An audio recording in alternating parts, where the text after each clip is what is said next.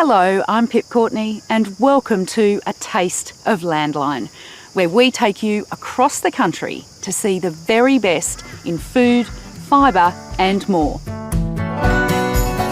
Coming up today, canola oil from country New South Wales tickling taste buds in India. So we're crushing 20% of the canola that's crushed in Australia. Which is fresh, which is high quality, which is food safe, everything that good quality food should mean. The farmers feeding Australia's needy.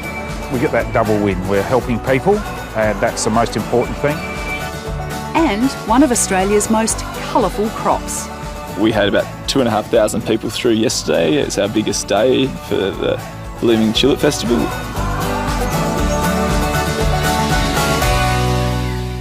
Hello, I'm Tim Lee. The name Wagga Wagga in the local language means the place of the crow. But you'll be amazed to learn that in far-off India, the name Wagga Wagga is better known as a brand of high-quality Australian canola oil.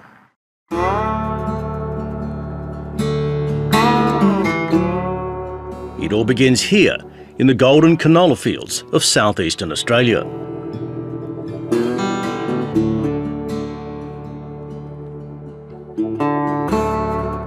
By late spring, the canola stalks are mature and dry, ready for cutting into windrows. It's just the process of cutting it off so it all dries evenly and comes to maturity at the same time. So you can see the crop behind us varies from very ripe at the top of the hill here to quite green at the bottom of the hill. So we're just trying to bring that ripening process in so we can harvest it at the same time.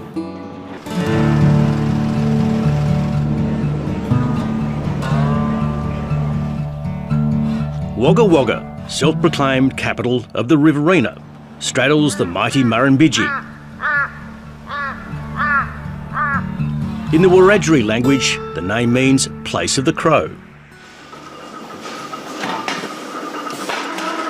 In far-off India, this distinctive, very Australian-sounding name is synonymous with Australian canola oil. Made from the freshest canola seeds from Wagga Wagga, Australia. Wagga Wagga Diabetes Care Oil, the Australian that helps control blood sugar. Wagga Wagga, as the ads call it, so it is really great to see. I went over to India a month or so ago and to see it in a number of big supermarkets. The ads are part of a joint campaign worth $10 million US to promote and sell the Wagga Wagga brand. And it helps control blood sugar. Wagga Wagga didn't mean anything to anybody there, but it's just something which is a fairly distinctive name.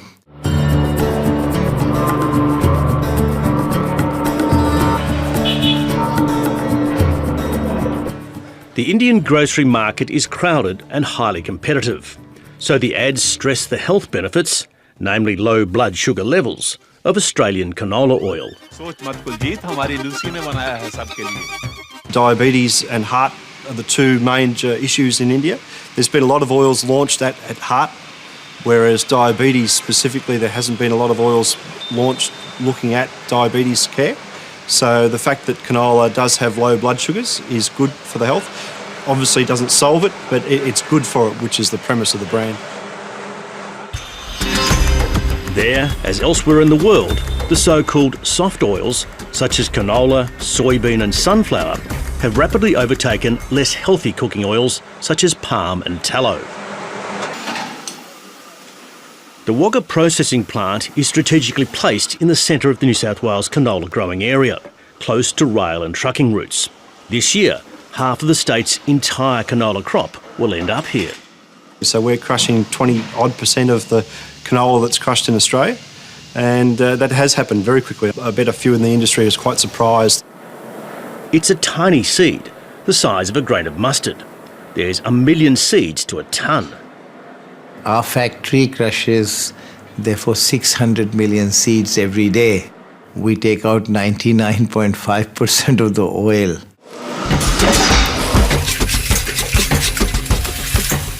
Australia produces on average, say, 4 million tonnes and exports 3 million tonnes. You know, there's got to be the opportunity to value add to that farmer's hard work before the product leaves the shores. Growers are paid according to the oil content. A healthy crop yields at least 42% oil. We don't have many end products coming straight out of this region on a primary production end, so yeah, it's a good string to the local bow, I suppose, and get some direct exports overseas and get the name out. It's good.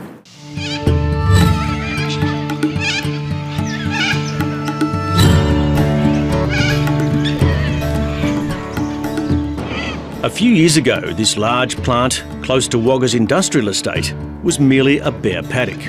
But the quest to add value to Australia's oilseed production began about a decade ago. The brainchild of this man, its managing director, Durav Deepak Saxena, mostly known simply as DD. Indians are scripting success stories in Australia, and Indian has set up one of the world's best oil refineries in Australia. His story is absolutely unique. His story is the India story, which is about entrepreneurial capabilities. When you look at startups, you have the maximum number of startups happening in the US, followed by Israel, and then where? It's in Bangalore, India. Indian-born DD Saxena had a stellar career in international business, mostly for multinationals in the food sector. He oversaw the building of new factories in half a dozen developing countries, and at one stage ran a $1 billion company. So, Indu, what are we having for dinner tonight? DD and Indu Saxena and their 2 children moved to Australia 2 decades ago. DD saw business opportunities in edible oils, especially canola. Which is fresh, which is reliable, which is high quality, which is food safe, which is everything that good quality food should mean. I've never seen anyone with so much resilience as DD. He's an amazing fellow. He's that exuberant. We did push through a lot of hard yards, which is really pleasing now to see all that hard work come to fruition. We'll be producing great quality canola oil from that plant for a long time. We're looking to double it at some point, and the journey's just begun. Simon Maloney's family farm is a short drive from the Wagga plant. Canola, cropped in rotation with wheat, has become a mainstay. It's a big part of our business. It's about 50%. It's a big part of what we do, and Robe down the road has become a fairly big part of our business as well. And yeah, we've delivered every grain in there for probably 3 years now and supported them when they started. Yeah, it's been a really good thing for what we're up to.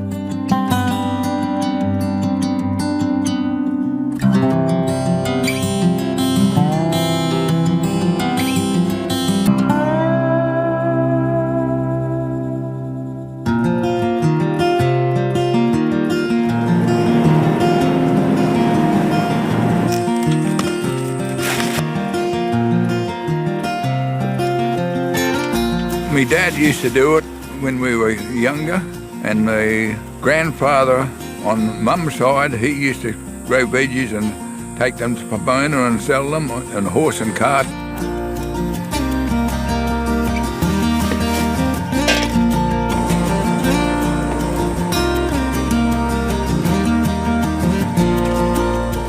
See you later for you. Well, Rolly's like family. When Rolly started this with his dad and that, it's just continued on, and it's been a very, very good friendship.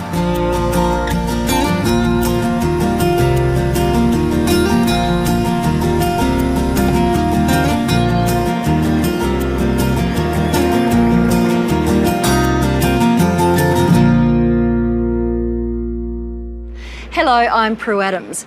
Food Bank is Australia's largest food relief charity. Most of the fruit, veg, grain and meat sourced by the organisation is donated by farmers and regional companies.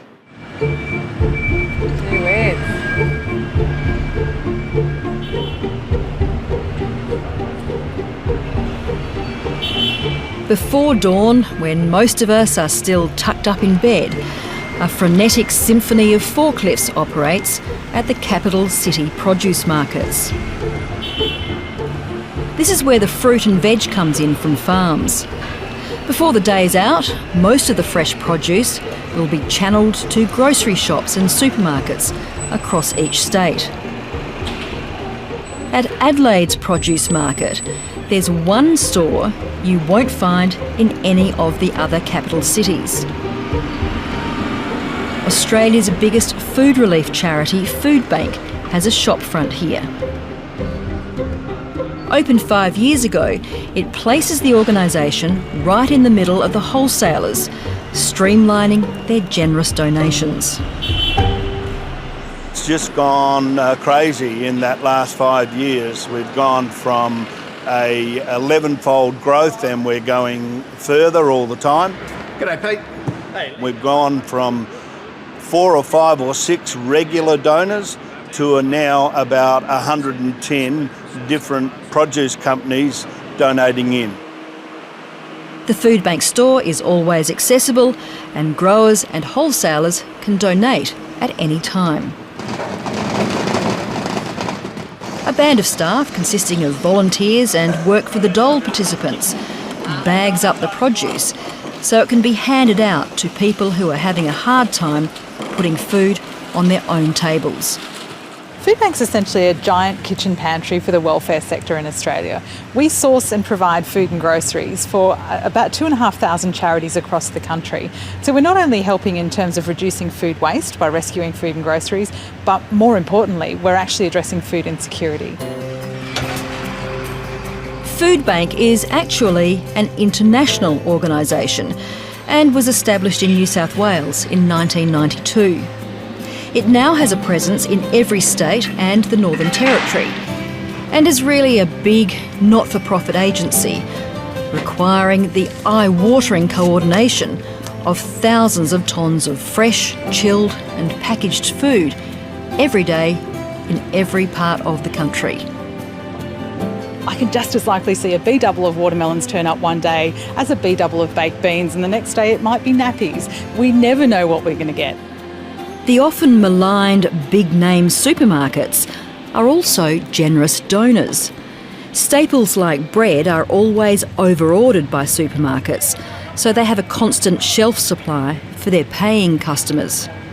The inevitable end result is that they end up with too many loaves. While once it would have been sent to landfill, now it goes to Food Bank. There are also tins that have been mislabelled or not labelled at all, foods close to their use-by dates, or produce that is just not quite the right size or quality to be sold to increasingly fussy consumers. Food Bank distributes groceries mostly through other registered charities. Every morning, a line of vans queues outside the Outer Sydney warehouse. There's a range of better-known charities like Vinnie's, the Salvation Army, Anglicare and Red Cross. And there are also smaller, localised groups.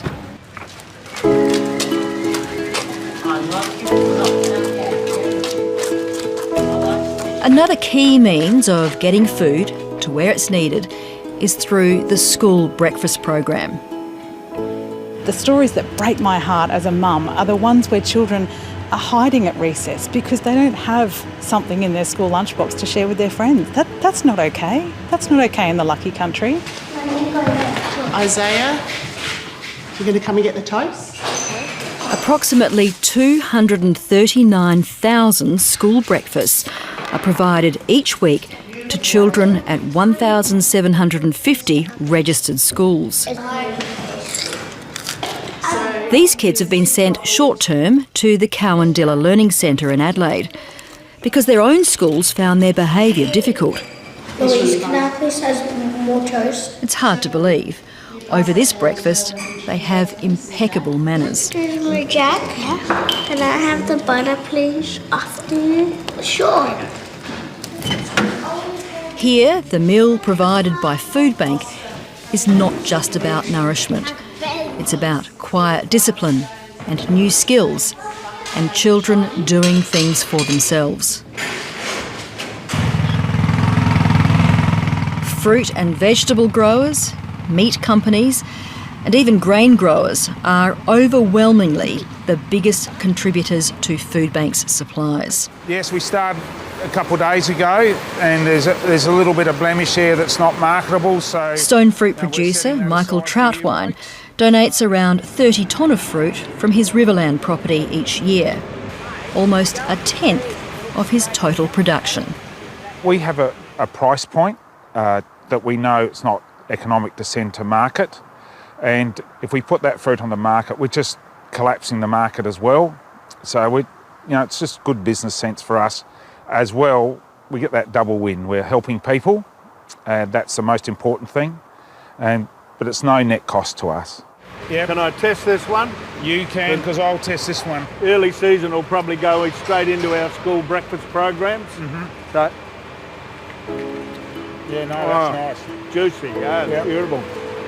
Yeah, Well, There are scores of other companies, hundreds of other growers, dozens of different services that haven't been mentioned here. It is, after all, an organisation that supplies enough food for 63 million meals each year. I'm fortunate to, have been able to park myself in a place for a couple of decades and work doing something that I truly enjoy and that I'm passionate about. Not everyone can do that in life. And yes, there was a lot of toil and hard work, but I put my head on the pillow every night, and I feel pretty darn proud of the team of people that are now Food Bank and the work that they do day in, day out.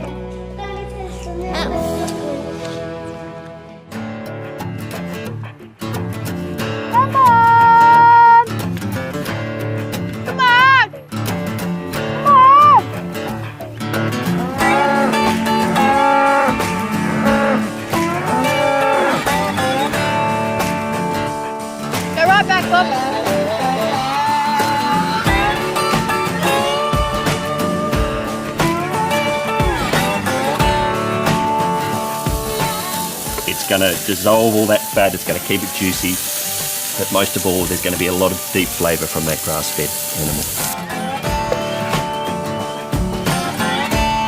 It's like butter. It's just like butter. It does.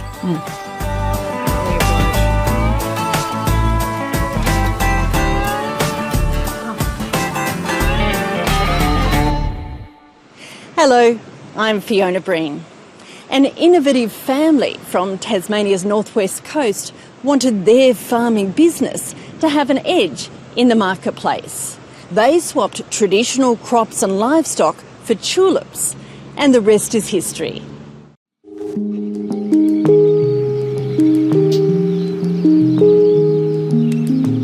Tasmania's Table Cape protrudes into Bass Strait in the most spectacular way.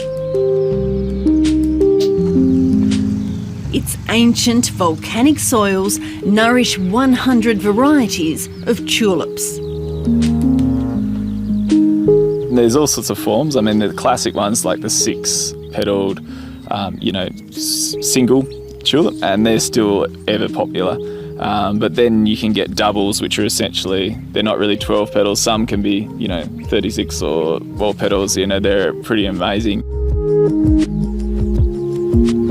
The Table Cape Lighthouse sits in the distance, just beyond the tulip fields, on the edge of this larval rock formation that makes the ground so fertile. Northwest Tasmania has some pretty unique soil. There was about 13 volcanic extrusions across the northwest coast about 13 million years ago. And we've got, some beautiful, rich volcanic soil. This really fertile soil and mild climate has been nourishing blooms like these for more than 40 years. We produce about 6 to 7 hectares of tulips. We've actually cut back to about 4 hectares of lilies. We produce 6 or 7 hectares of Dutch iris. We produce a hectare of of hyacinths. And we're producing just a tiny smattering of alliums and daffodils. The explosion of tulip colour in springtime is an annual, much anticipated crop for the nearby northwest Tasmanian community of Wynyard. The blooms have been attracting curious visitors ever since they were first sown. And as they've been planted and harvested, A community springtime festival has also grown around the gorgeous plants. When Dad first started, he had to decide whether he was going to build bigger fences or let people in. And so we decided to let people in and charge them a fee to come along. And it's sort of grown and grown in the last few years. It's got quite big, and we had about 2,500 people through yesterday. It's our biggest day for the Blooming Tulip Festival, and that's just huge. With their tall frames and pale blue eyes, the Roberts-Thompson family could be mistaken for having the same Dutch heritage as the flowers they grow. But their forebears hail from Scotland, and their expertise was in more traditional crops and Dorset pole sheep. In the late 70s, early 80s, when sort of I came into the business, I was trying to decide what we should be doing in the year 2000. And I decided for a couple of reasons that stud sheep wasn't the right thing to do. And the idea for tulips actually came from my agricultural science professor, who was a plant pathologist. And he would come across viruses in tulips, and he said, "Oh, you should have a look at this." And the rest's history. It was trial and error in the early days, but eventually the crop and the market grew. At one stage, when the Australian dollar was low, they even exported tulips to Holland during the European off-season. Now the Table Cape Tulip Farm focuses on the local market. It's become one of Australia's biggest tulip bulb producers. We are wholesaling and retailing our bulbs. In the wholesale market, they can end up anywhere, nurseries, some of the bigger chain outlet stores. Increasingly, we're selling more bulbs ourselves through our retail lines, and that's really, really good. When the explosion of colour dies back, the bulbs can be harvested. They're dried before being packed for market. It's a hands-on, labour-intensive business.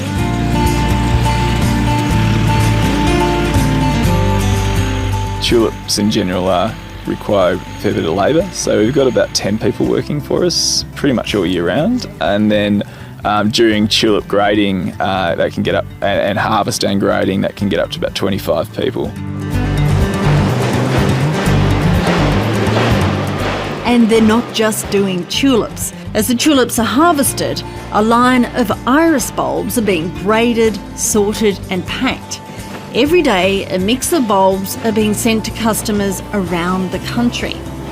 In between this harvesting, sorting and packing, work is also quietly being done on the paddocks. The family farm is undergoing a slow handover. I'm really trying not to lead the charge now. I mean, it's really important that you leave your kids a bit of room to move. The fourth generation of the Roberts-Thompson family is back on the land and exploring new ideas. The farm, it's so diverse. That's what I really enjoy about the work here. Although it might be hard to change your mindset around from working with tourists to going out to, get ground ready for the next day or whatever it might be. That is really quite rewarding, to be a bit of a jack of all trades. Behind the success of this explosion of colour is a real commitment to soil health and soil biology. The family's been experimenting with things like no tillage and cover crops, and so far the results have been really promising. There's been a transition. My father's was probably the last generation was still trying to conquer nature. He was probably the last generation of that. I'm sort of something of an interim generation. And David's generation is trying to save the planet. The seed mix is from a soil health recipe Dave Roberts-Thompson found on the net. He's come across a wealth of information and academic papers which he's using to guide soil improvements on the farm. The seeds will go into paddocks left bare after a tulip bulb harvest. We're trying to have a really diverse mix that supports lots of different microbiology and also has a really different structure both above ground and below ground. So We got some tap-rooted plants, so sunflowers and the tillage radish, and that's really important for getting nutrients deep in the soil. Rather than tilling the soil and leaving it fallow for a period, the cover crops are designed to nourish and protect. Although in its early days, the system appears to be doing its job, improving the soil quality and structure. For more than a century, the Roberts-Thompson family has farmed Table Cape. It's been a long journey from clearing the land, growing vegetables, grazing stock to growing tulips. But by changing how they care for the soil on this ancient volcanic larval flow jutting into Bass Strait, the family hopes to preserve the farm for generations to come.